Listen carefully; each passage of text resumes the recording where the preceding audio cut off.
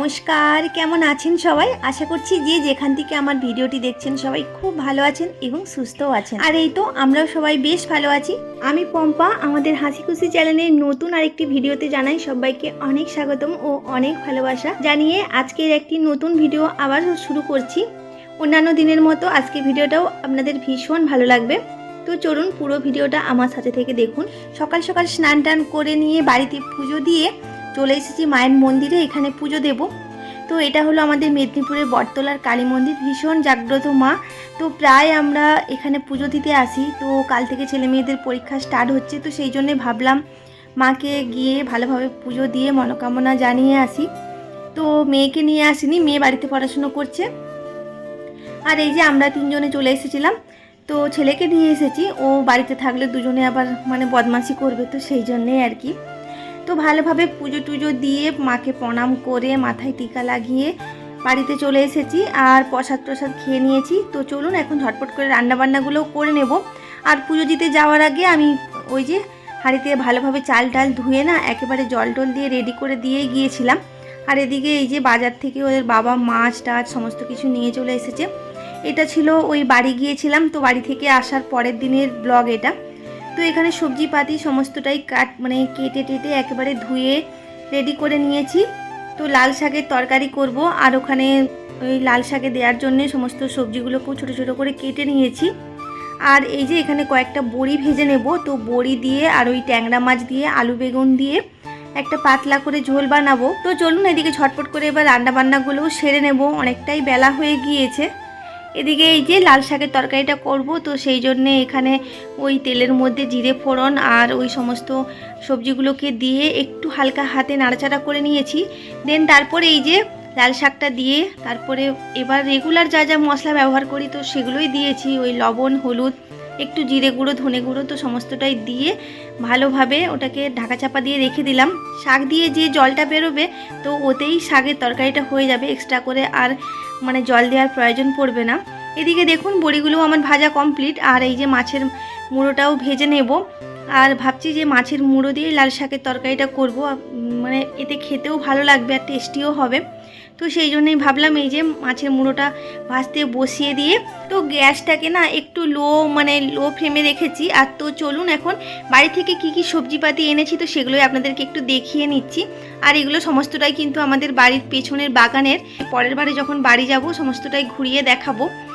আর তো এখানে ফুলকপি বাঁধাকপি আর ছিল শিক পালং আর কুমড়ো নিয়ে এসেছি বাড়ি থেকে, আর বেগুন নিয়ে এসেছিলাম। তো ওই সমস্ত সবজিগুলো আছে, আর কয়েকটা সবজি বাজার থেকে নিয়ে এসেছে। এখানে পেঁয়াজ কলি আর কয়েকটা ডাঁটা নিয়ে এসেছে, আর ওই কাঁচা লঙ্কা টমেটো আর কিছু ধনেপাতা আর একটু ওই গিমা শাক আছে, তো ওই গিমা শাক কিছুটা নিয়ে এসেছিলো।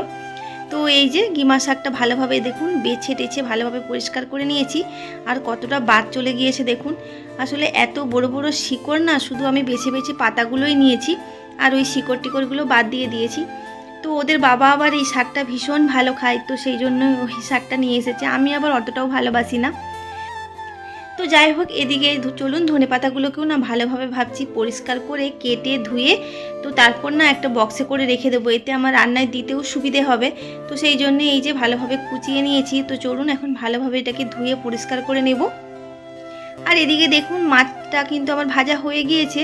তো এই যে মাছের মুড়োটাকে একেবারে গুঁড়ো গুঁড়ো করে নিয়েছি। আর এই যে দেখুন লাল শাকের তরকারিটাও আমার কিন্তু একেবারে হয়ে গিয়েছে। তো এই যে মাছের মাথাটা এবার দিয়ে দেবো, আর তো 2-3 মিনিট ভালোভাবে একটু নাড়াচাড়া করে নিলেই কিন্তু শাকের তরকারিটা আমার একেবারে হয়ে যাবে। তো দেখুন আমি কিন্তু একেবারেই জল দেইনি, ওই শাক থেকে যা জল বেরিয়েছে তাতেই আমার শাকের তরকারিটা একেবারে হয়ে গিয়েছে। তো চলুন এবার ঝটপট করে এই যে ট্যাংরা মাছগুলো ভেজে নেব। আর আজকে ট্যাংরা মাছই করব, আর বাকি যে মাছগুলো এনেছিল রুই মাছগুলো তো ওগুলো সমস্তটাই ফ্রিজের মধ্যে ঢুকিয়ে দিয়েছি। আর এই তো সমস্ত মাছগুলো ভাজা হয়ে গিয়েছে। আর এখানে আলু বেগুন এই যে কেটে নিয়েছি, তো আলু বেগুন দিয়ে টমেটো দিয়ে আর কাঁচা লঙ্কা দিয়ে একেবারে পাতলা করে ঝোল বানাবো।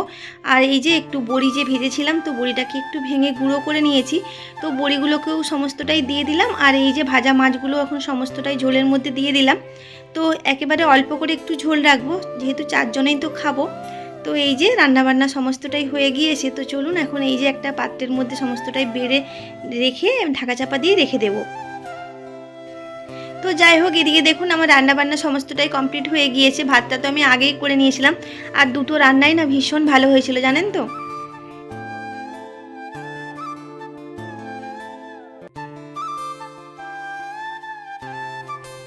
তো যাই হোক, দুপুরে খাওয়া দাওয়া করে নিয়েছি, আর ওটা আর আপনাদের সাথে শেয়ার করলাম না। এখন হচ্ছে বিকেলবেলা, দেখুন বাইরেটা কত সুন্দর লাগছে দেখতে, চারিপাশটা পুরো লাল হয়ে গিয়েছিল। তো সেই জন্যে আমিও একটু এই যে ক্যামেরা বন্দি করে নিয়েছিলাম। ভীষণ সুন্দর লাগছে বাইরের চারিপাশটা। আর এই যে এক কাপ গরম গরম চা করে নিয়েছি, তো ভাবলাম ব্যালকনিতে বসে চাটা খেয়ে নেব। আর বিকেলে সেরকম কোনো কাজকর্ম নেই, এই যে টুকটাক যা সমস্ত কাজ থাকে তো সেগুলো একেবারে কমপ্লিট করে নিয়েছি।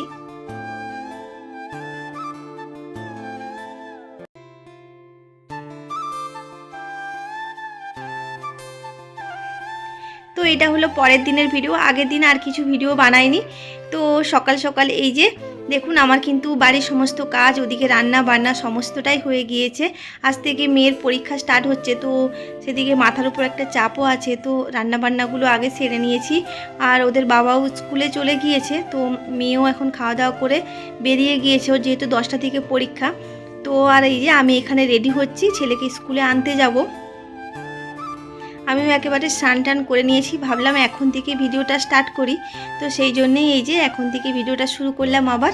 তো স্নান সেরে এদিকে বাড়িতে কিন্তু আমি পুজোও দিয়ে দিয়েছি। আর প্রথমে না ওই যে মুখে একটু গোলাপ জল নিয়েছিলাম, আর তারপরে এই যে মুখে একটু তারপরে ক্রিম লাগিয়ে নিলাম। আর দেখুন কালকে না একটা এই যে ফ্লিপকার্ট থেকে একটা পার্সেল এসেছে, তো ভাবলাম আপনাদের সাথেও একটু শেয়ার করি। এক সময় ছিল জানেন তো যে মানে জামা কাপড়, শাড়ি আর গয়নাগাটি এইসবের দিকে ভীষণ একটা ঝোঁক ছিল, মানে ওইসব কেনাকাটার দিকে ভীষণ ঝোঁক ছিল। আর এখন তো রান্নাঘরের কোনো জিনিস দেখলে আমি একেবারেই সরে আসতে পারি না, আমার ভীষণ ভালো লাগে রান্নাঘরের কোনো জিনিসপত্র কেনা, মানে কিনতে আর কি। তো যাই হোক, এখানে একটা দেখুন এই যে কাপ স্ট্যান্ড নিয়েছি, আর একটাই প্লেট রাখার স্ট্যান্ড নিয়েছি। এটা অনেক দিন থেকেই নেব ভাবছিলাম, তো নিয়েই নিলাম আর কি শেষ পর্যন্ত। তো যাই হোক, ওই দুটোকে ভালোভাবে ধুয়ে এখন জল ঝরাতে দিয়েছি। আর এদিকে চলুন বিছানাপত্রগুলো ভালো করে গুছিয়ে নেব। আর আজকে যেহেতু বেডশিটটা চেঞ্জ করব ভাবছি, তো সেই জন্য এই যে খাটটাকেও না ভালোভাবে একটু মুছে পরিষ্কার করে নিচ্ছি। যেদিন আমি বিছানার চাদরটা চেঞ্জ করি, আর সেদিনই আমি খাটটাগুলো একটু ভালোভাবে মুছে পরিষ্কার করে নেই।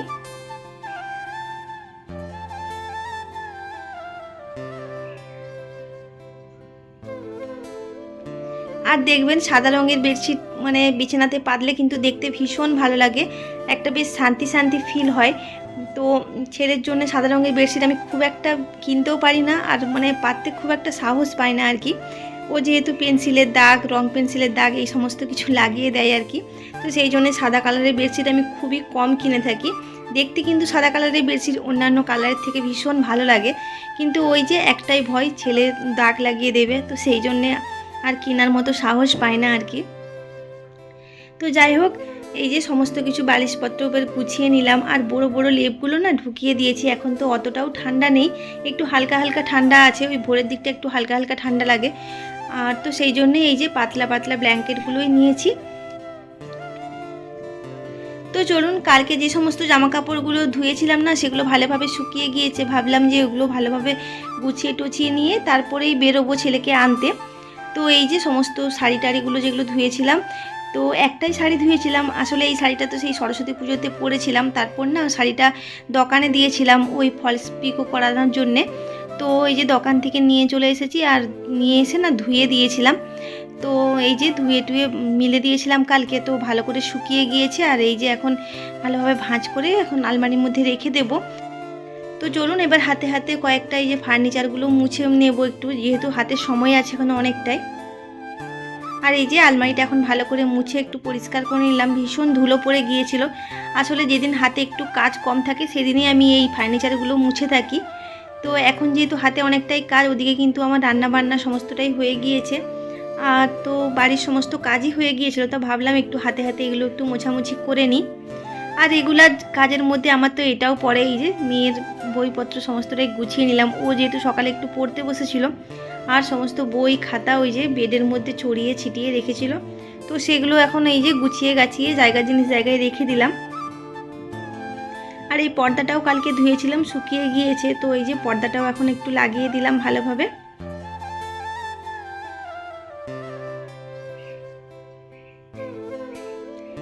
জামা কাপড়গুলো নিয়ে চলে এসেছি, ভাবলাম আনতে যাওয়ার আগে ছেলেকে এই যে জামা কাপড়গুলোকেও ভিজিয়ে দিয়ে যাব আর এসে ধুয়ে নেব, যেহেতু একা সংসার, একা হাতেই তো সমস্ত কিছু করতে হয়।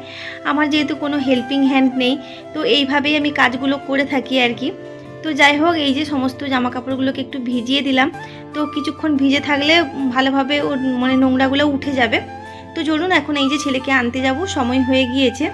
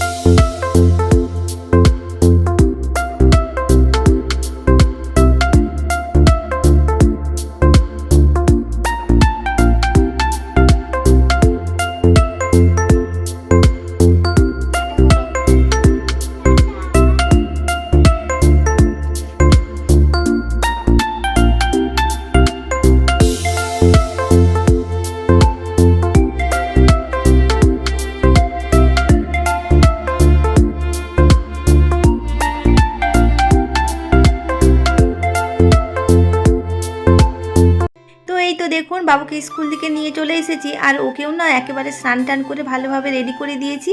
আর এদিকে আমিও এই যে সমস্ত জামা কাপড়গুলো যেগুলো ভিজিয়ে রেখেছিলাম, তো সমস্ত কিছু এই যে ধুয়ে ভালোভাবে এখানে ব্যালকনিতে মিলে দিলাম।